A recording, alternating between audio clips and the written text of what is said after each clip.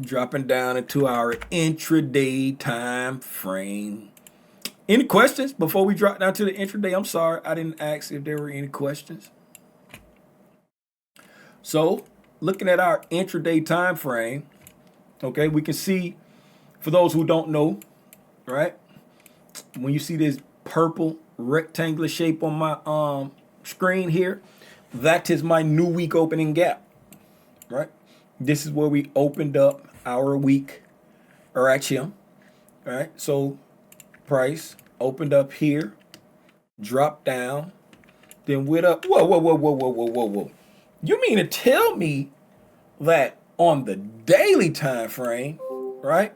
If we look at a daily time frame, and we said that price consolidated, dropped down, manipulated, then took off to the upside, right? That happened on a daily time frame. But you're telling me when we come down to the intraday time frame, price consolidated, dropped down to the sell side, and then went up like that? It did the same thing on an hourly time frame that it did like on a daily time frame. So you mean tell me that price is fractal? And you mean tell me that price is respecting PD arrays that are being formed at these bus stops? Let me see.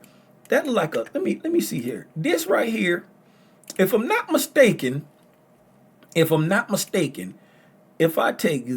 anchor it to this 10 a.m. candle low from Friday, and then I come over here and attach it to the 8 a.m. candle high, that 9 a.m. candle created what they call a BISSI, right? That's a BISSI.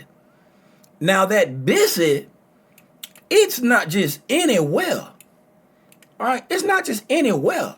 If we notice, right, remember this zero right here, that let's go back for those who can't remember that good because I didn't hit it.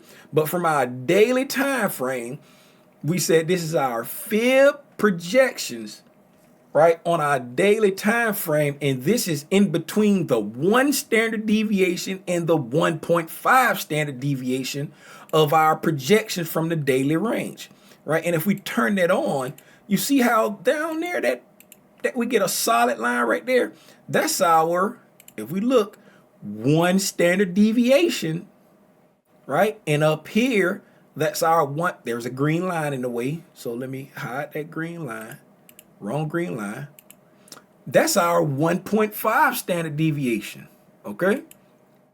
So, and if we turn on this one, we see that's the octants in between that 1 and that 1.5, right? And we said that this line right here, that red 50%, that was our event horizon, right? And if we notice, right, somebody tell me what do I call these levels, these lines here, these octants and these quadrants? What do I call those? Those are what? Those are what? Huh? Bus stops. Bus stops. I'll give it up for lunch. Right? These are bus stops, right? We're looking to get picked up at these bus stops, right? So if you notice, when I anchored, I bought this rectangular tool. It's a magical rectangular tool. I bought it off of Amazon, right? And when I took that magical rectangle tool and I anchored it to the low of that 10 o'clock candle and to the high of that 8 o'clock candle, because that 9 o'clock candle had moved in one direction, right? Let me mark out those wicks in case y'all can't see them, right? So let's come over here. Let's thicken up these wicks so you can see that I'm anchoring it to something, right? So that wick there and that wick there, right? So now you see I'm anchoring it to the low of that candle, the high of that candle, and that 9 a.m. candle created a BISSI. Where is that BISSI located, right? Let me make these numbers big so you can see it, right? If you look at those numbers right there, right? You will see that that says 0.25. That's the lower quadrant of that range where we're identifying event horizon, right? Any area that you grade based off algorithmic principles, right? Your highest probability trades are going to occur between that lower quadrant and that upper quadrant. Inside that range, y'all have heard me say this a million times. I've said this a million times before today. So for anybody that said, oh, it's easy to say that in hindsight, here, right? So that's where your highest probability trades are going to occur within that range, right? Not the only, but that's where they're going to occur. But guess what? Price is fractal. So you can break down ranges into smaller ranges, right? But we're going to get into that in a minute.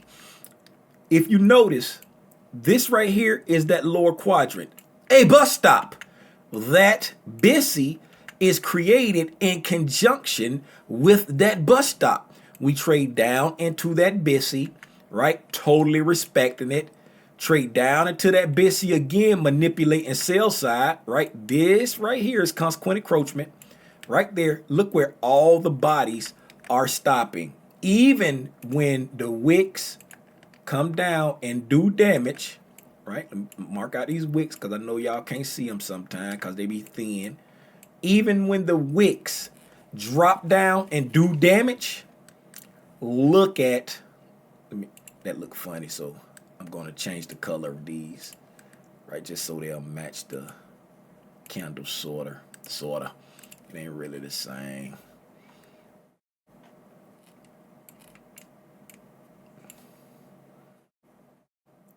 Right?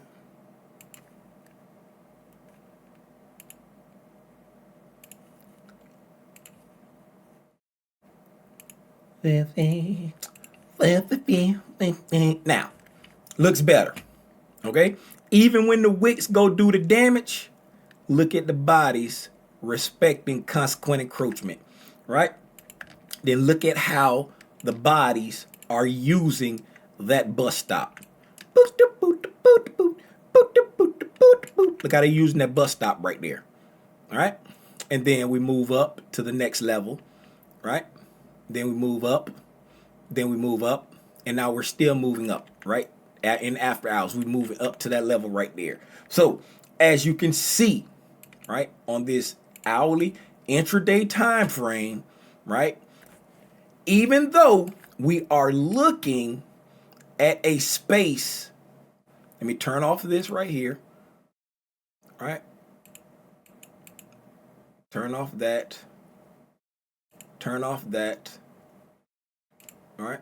Now I'm going to turn this on, turn that off, and turn this on, right? Even though we are looking at an area in between these two levels, these two price points, right?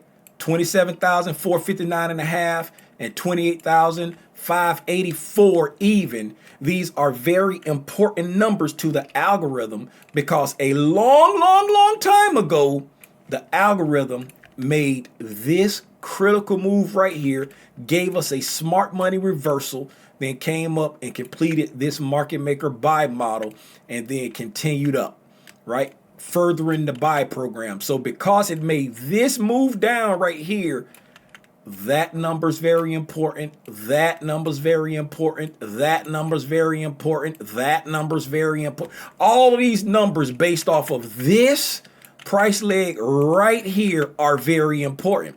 And since those numbers are very important, right?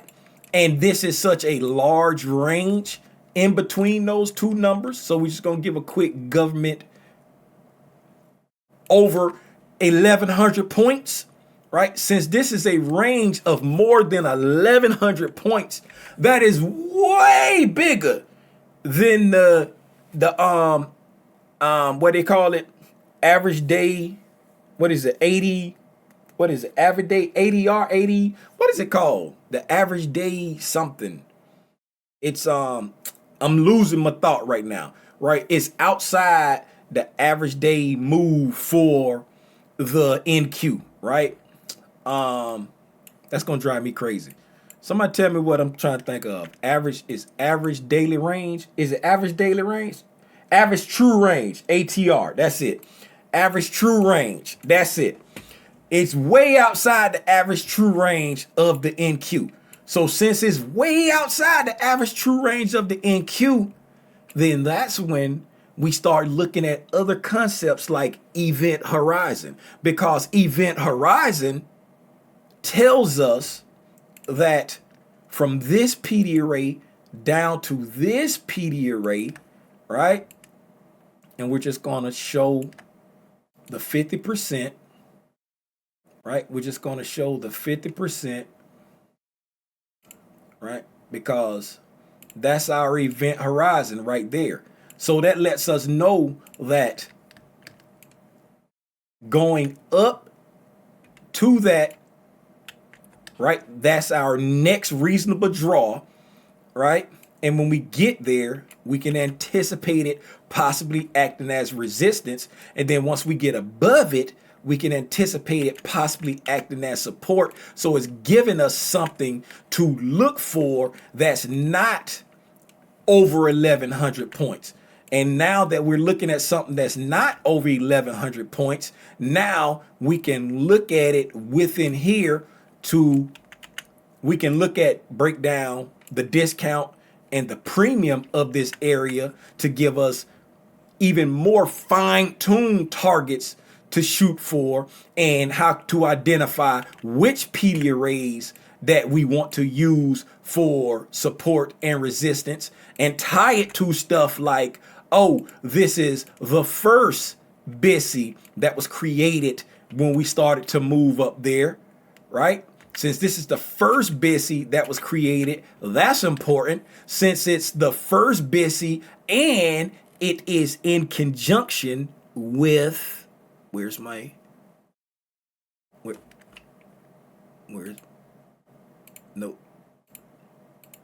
where is it? Oh, I gotta go inside here. And it's in conjunction with a bus stop, right? That makes it important, right? So now this PD array is very valuable to me. So when price comes back down to it, right, I'm anticipating it acting as support, right? And Tim, how can I use that? Once it gets there, wait for price to do what you want it to do. Manipulate sell side if you're in a buy program. In a buy program. Once you get here, wait for price to manipulate sell side, right? And then give you an opportunity to participate. So when price comes down and we get here, right? As soon as we get there, we take back off. Oh, Tim, it didn't do what I wanted to do.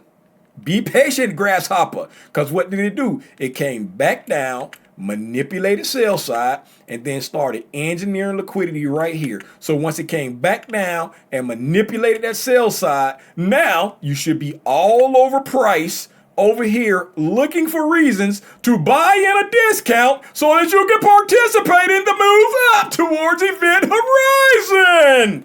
Let him cook. I said let him cook. Y'all do me a favor, hit a like for the algorithm and subscribe to the channel if you ain't subscribed.